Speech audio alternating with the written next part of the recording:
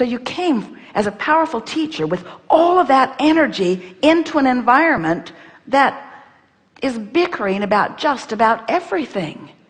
Nobody likes anybody very much anywhere anymore, it seems like.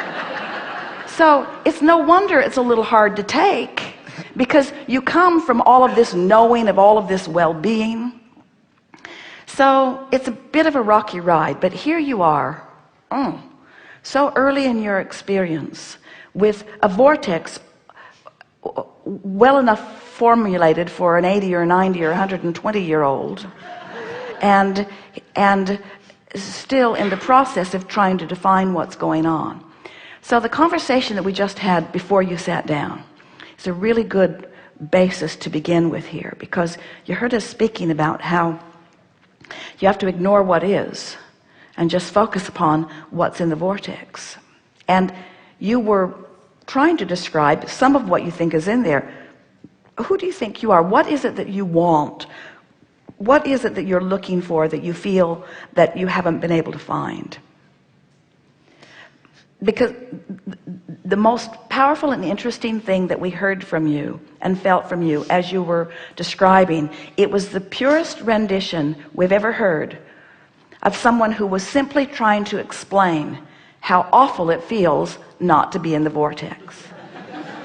In other words, you weren't saying, I want a car and I can't get it. I want a girlfriend and can't get it. You weren't saying, my mother doesn't understand me. You weren't saying, they're beating up on me in the playground. In other words, you weren't talking about anything other than this innate knowing that you're supposed to feel better than you do, and you don't know what to do about it. Isn't that right? Don't you love knowing how smart you are so fast?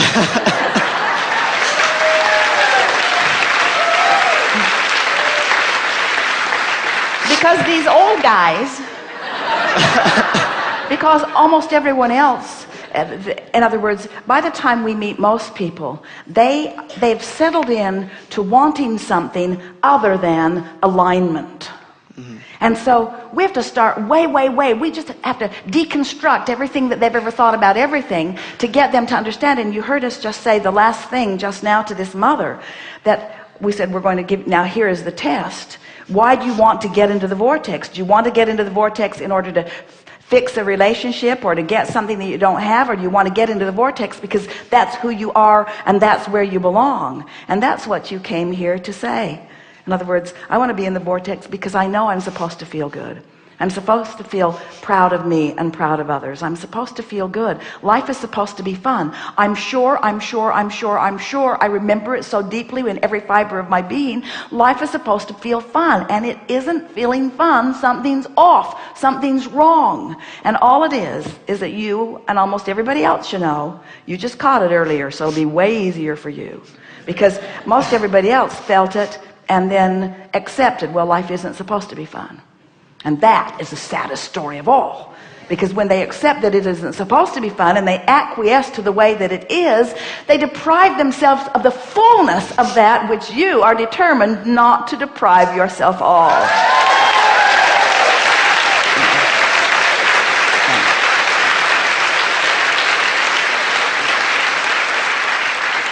So what you do, you just do it a little bit at a time. You catch yourself in the vortex and then you milk it. And you think about, what is it that feels good about this? And you just play it over and over in your mind. And when you find something that doesn't feel good, you do your best to try to ignore it. And you say things to yourself like, there's nothing wrong with me. I'm just more understanding of emotions. I'm feeling my guidance system in a stronger way. My guidance system is going to serve me earlier and younger than almost anybody else, and I'm going to get a handle on this. In fact, I've already got a handle on it. And then just what Esther does, because Esther has found herself really sensitive to energy, and like you, when she thinks about something, even if it's something that is a reality that normally she might think she needs to do something about, it's painful to focus upon it. And so she's just coming more and more to the place where when she finds things that are painful to focus upon, it's just not worth it. In other words, let humanity take care of humanity. Or, in other words, nothing is worth sacrificing your alignment with who you are. So the best thing that we found, there are a handful of things that we can give you that will make you feel good right away. Do you ever spend time meditating? Yeah, so sometimes I try. It's kind of hard to not think about stuff for me a little bit. Well, if you meditate before you're thinking about stuff, it's easier. Yeah, yeah. Because once stuff gets started, it's hard to not think about it. Right, yeah. So if you meditate earlier in the day before anything gets a head start, that's a real quieting your mind. And a good way to do it is focus upon some sound, like a condenser in an air conditioner, or a fan, or some white noise, or turn your radio on between stations and listen to the static, or something that has a sort of consistent sound that you can listen to that will distract you.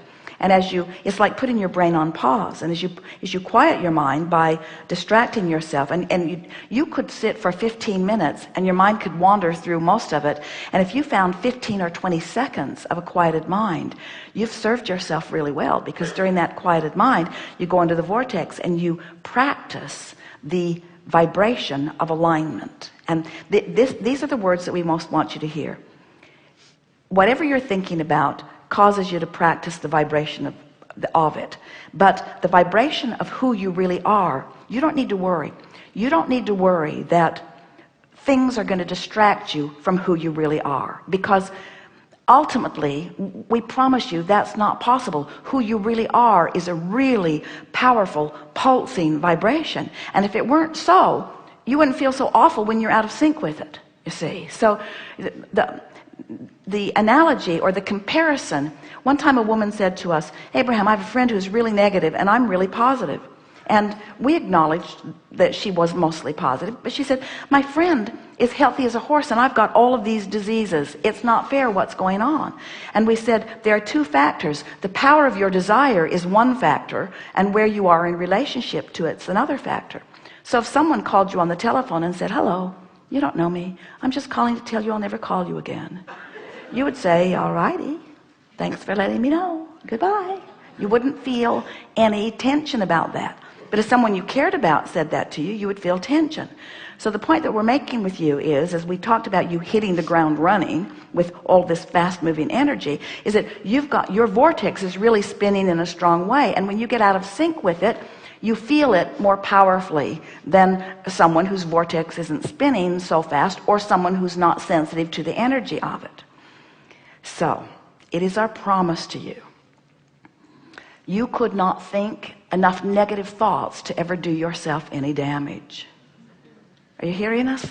In other words, you don't need to worry, and you don't need to get it perfect. And this is the point that you're helping us make in the most powerful way that we've ever made it. Step 1, step 2, step 3. Step 1 says, ask, and contrast is necessary for that. And so you've got to have some outside the vortex time. Our message to all of you is not get in the vortex and stay there. If that were your intention, you would be dead like us.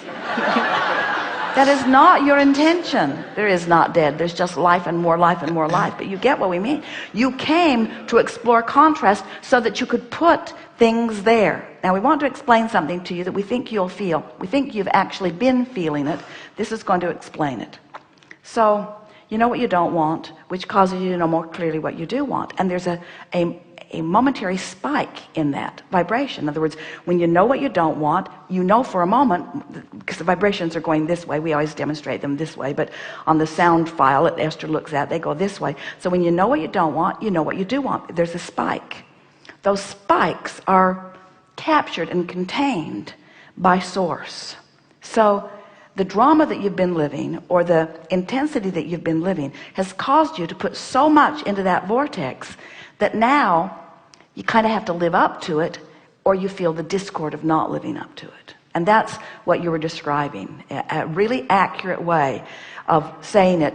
Given what we've just explained back to you, your words would have been something like, well, Abraham, I don't know how, because my life seems pretty normal, but I feel like I have a stronger desire than I can even really explain, and I don't know how to become a vibrational match to that desire, because I don't really know how it got there.